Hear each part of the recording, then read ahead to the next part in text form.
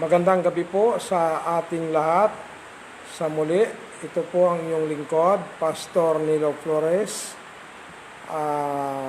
Tayo po ay magpapatuloy sa ating pong online devotion ngayong gabi. At sa ating pong pagsisimula, magbasa po tayo ng talata. Pagkatapos, tayo po ay manalangin. Sabi po dito sa Lucas chapter 9 verse 23. At sinabi ni Jesus sa lahat, kung ang sinumang tao ay ibig sumunod sa akin, ay tumanggi sa kanyang sarili at pasanin sa araw-araw ang kanyang cross at sumunod sa akin. Tayo po ay manalangin. Panginoong Diyos na aming Ama na nasa langit, kami po ay nagpapasalamat sa buong araw na pag-iingat niyo po sa amin. Salamat po sa gabing ito.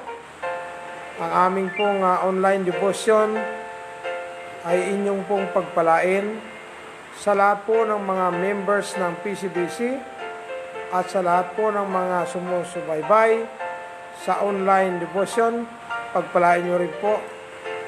Bigyan nyo po kami ng kaalaman upang maunawaan po namin ngayong gabi ang iyong salita.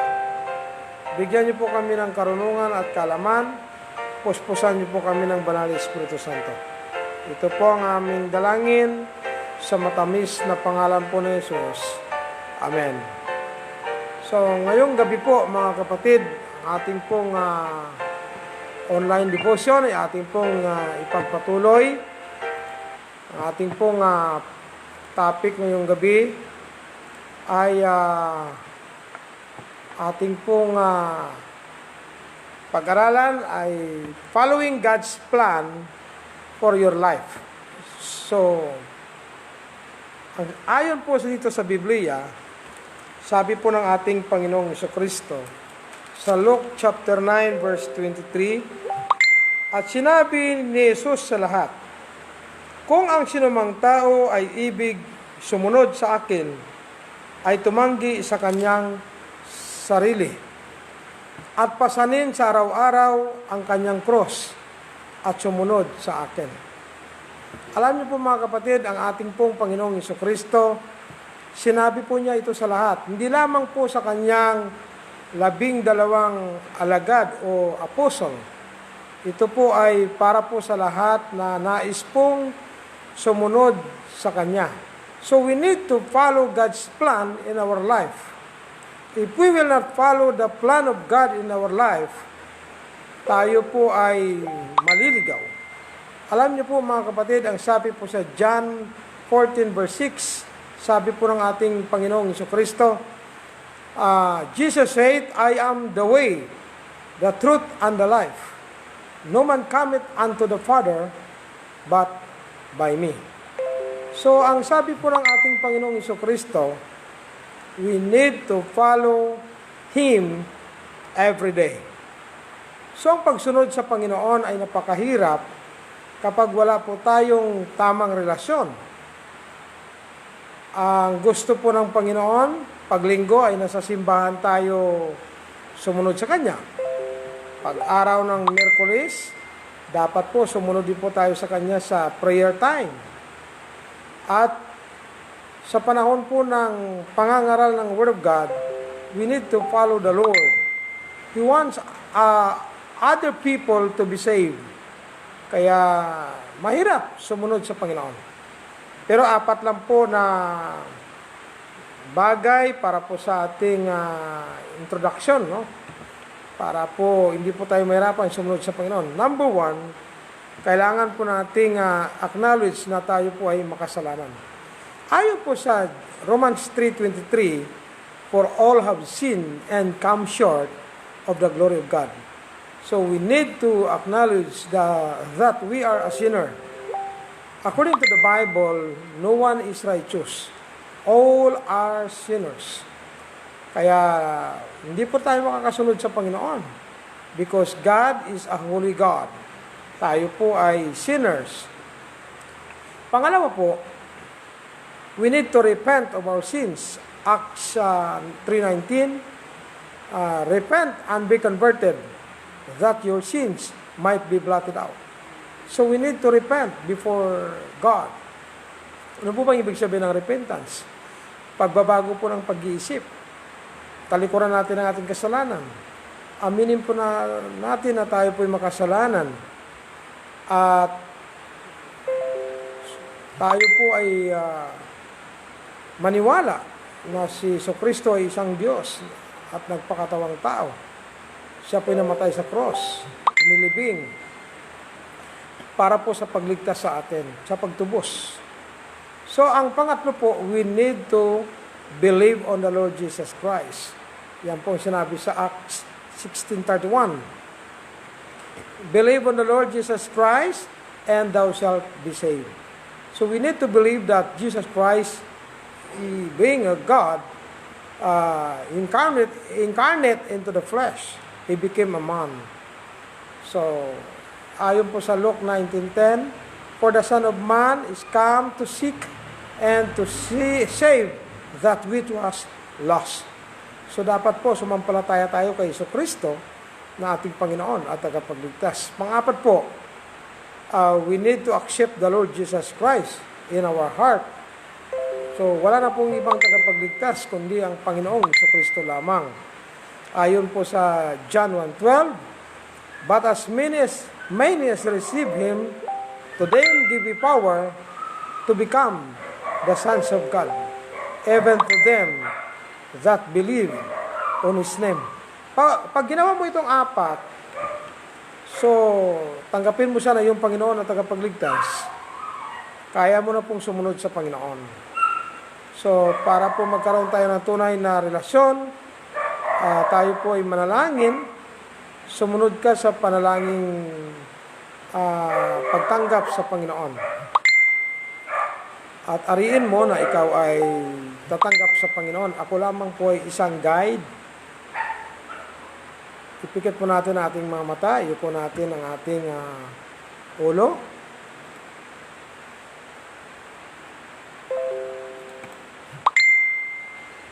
Panginoong Diyos, sa gabing ito,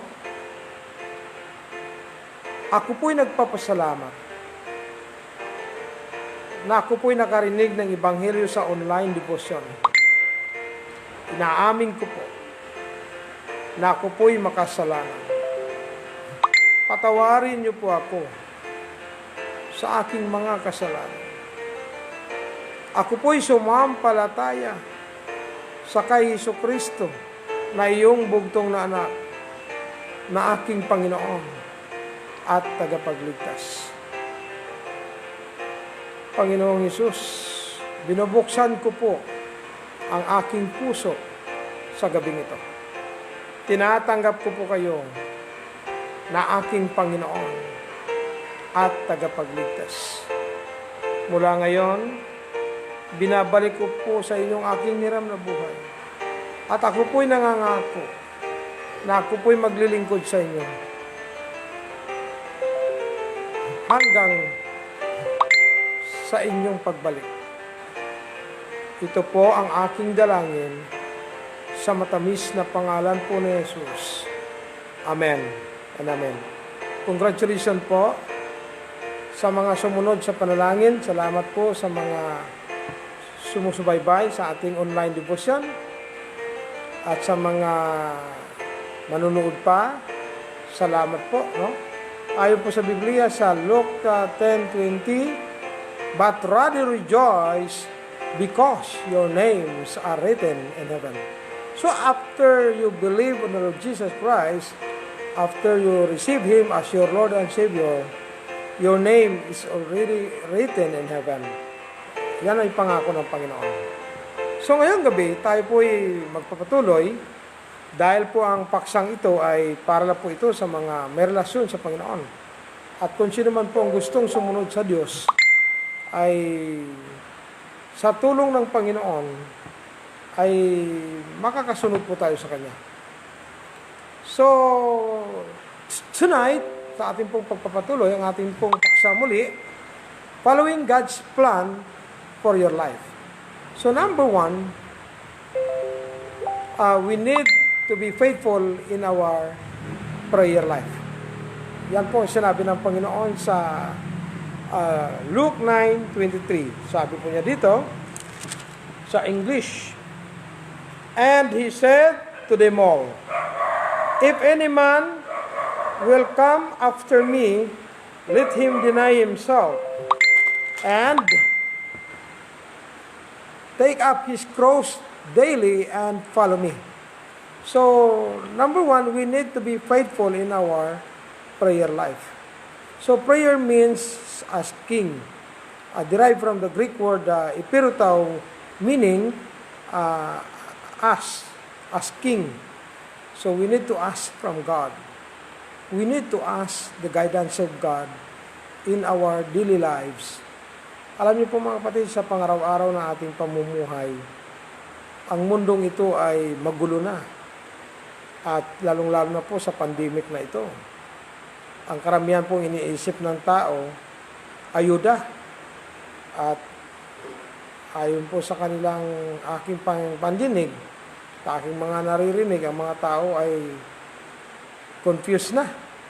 Kailan pa daw po matapos ang pandemic na ito? Alam niyo po, nagsimula na pong pandemic, tuloy-tuloy na po ito. Kaya, huwag po tayong matakot. Ang sabi ng Panginoon, mas dakila ang Panginoong Diyos kaysa sa sanlibutan. Ayon sa 1 John chapter 4, verse 4. Greater is He than it is in you, than it is in the world. So mas dakila po si Jesus kaysa Satanas. Kaya we have now Jesus in our heart, so we need not to be afraid. We need to be faithful in our prayer. According to 1 Thessalonians 5:17, pray without ceasing. And then Jeremiah 33:3, call unto me, and I will answer thee, and shew thee great and mighty things, which thou knowest not. Kaya tayo ay a way to know that you are following God's plan for your life is by being in prayer. Take time each day to devote yourself to the Lord and the plans He has for your life. If you are giving each area of your life to God, then He will bless it and He be able to work through it abundantly. Alam niyo po mga kapatid, that is number one. Number two, pangalawa po, be actively reading in the Word of God. So we need to be active. Alam niyo po, in my personal Bible reading, seven times na binabasa ko na po itong Biblia. From Genesis to Revelation. Sa ngayon, nasa Psalms na po ako. Psalms 119 na. So, ibig sabihin, pagkatapos ng Psalms 119, hanggang Revelation na po yan, no? Pang-8 na. So, purihin po ang Diyos. So, we need to be active in reading the Bible. According to Revelation chapter 1, verse 3, ito pong sinabi ng Biblia sa Revelation chapter 1, verse 3. Mapalad ang bumabasa at ang nangakikinig ng mga salita ng hula at tumutupad ng mga bagay na nangasusulat doon, sapagkat ang panahoy malapit na. So mga kapatid, we are now in the last time. Malapit na po ang Panginoon babalik. Ating pong ipinangaral last Sunday, the 7 years of great tribulation period rule of Antichrist. According to Revelation chapter 4 and 5, after the rapture, we have worship service in heaven. After the worship service in heaven, we have judgment seat of Christ. And, and after that, we have the um, marriage supper of the Lamb. Kaya we need to be active in reading the Bible so that we will determine, hindi tayo matatakot kapag dumating na ang Panginoon, pag malapit na ang Panginoon darating. Pangatlo, follow the commands He put in your heart. So you need to follow God. Kung ano pong inilagay sa Diyos sa puso mo, sundin mo. Allow God to guide your steps and trust the dreams He put on your heart. Believe that He will qualify you and know that if there is a dream that He has placed upon your heart, He will help you achieve it, and He will be glorified in the process. Number 4, seek a godly community. So we need to prioritize to find out kung sino pong magiging kaibigan natin. Kasi po, pag ang kaibigan may masama, ma-influence tayo. So we need to prioritize to have a godly friend. According to Proverbs 17:17, a friend loveth at all times. It's a lot easier to follow God's plans and act in ways that honor Him when you have friends around you that encourage you in your walk with the Lord. Seek out a community, a church that will hold you accountable and be able to give you godly counsel. So yan po ang mga pang-apat. Number 5, the last, obey the truth. Dapat we need to obey the truth. Dapat sundin natin ang katotohanan. According to John 17:17, sanctify them through thy truth. Thy word is truth. So dapat ang paniwalaan natin ang katotohanan. So is the truth. Again, John 14:6, Jesus is the way, the truth, and the life. No man cometh unto the Father but through Jesus Christ. Kaya itong 5 na ito ay sana wag po nating kalimutan para po sa ating mga manonood, no? Mga young people ng PCBC, mga kapatiran po sa Mindanao, salamat po sa inyong panonood. Sa abroad, mga members, salamat din. Nawa ay palagi po nating suportahan at subaybayan ang ating pong programa. Ulitin ko po, number 1, follow God's plan for your life, be in prayer. Number 2, be actively reading in the Word of God. Number 3, follow the commands He put in your heart. Number 4, seek a godly community. And number 5, the last, obey the truth. So, kung mayroon po kayong mga prayer requests at mayroon po mga katanungan, pwede po kayong sumulat at mag-comment. At saka, para maipag-pray po natin kung ano po yung mga prayer requests yan na mga kapatiran. Salamat po pala sa mga nanonood. So, tayo po ay mag-pray pang wakas. So, we need to pray.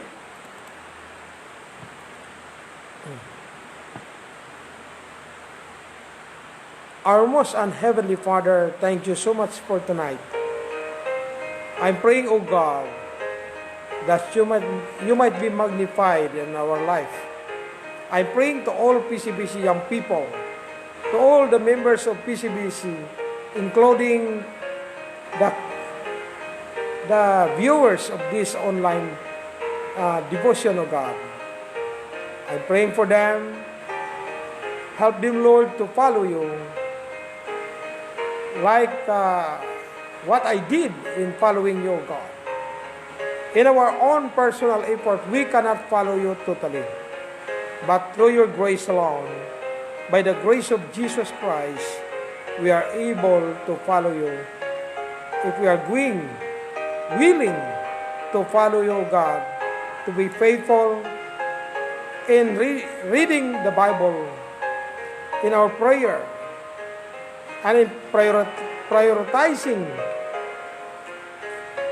to choose our friend who is a godly friend. And of course, to humble ourselves, to take up our cross, and to follow you. Thank you so much, O God. I am praying that you will bless all of us. All these things we pray in Jesus' name. Everybody says, Amen.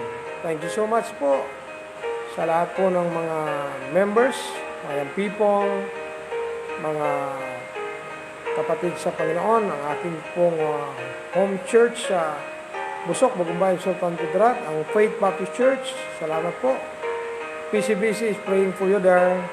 To all my brothers and sisters, sa aking mga pamangkin sa Canada, at ganoon din po sa Massachusetts, USA, Rochelle, PCBC is praying for you. Sister Milen, ang ating pong members sa Manila, we are praying for you. Milen Manalactas, Richard Jumar, Quezon, Pagbilao, we are praying for you. Sister Joy Albao, sa abroad, PCBC is praying for you, and your pastor is praying for you. Si may pamangkin in Japheth, Taiwan, PCBC is praying for you. Magpatuloy ka lang sa paglilingkod sa Panginoon. Be faithful, because the coming of the Lord, malapit na po talaga, the second coming. Salamat din po sa ating pong kapatid, dyan po sa Tarlac, Brother Cyrus Solomon B. Sien Ganancial. Thank you so much. Please regard to Dr. Cyril Ganancial. So, pinagpipili natin. Salamat mga kapatiran. Sa muli, ito po ang lingkod ng Panginoon, ang inyong pong kapatid sa Panginoon, Pastor Nilo Flores, bumabati po sa inyo ng magandang gabi po sa ating lahat. God bless po. Bye-bye po.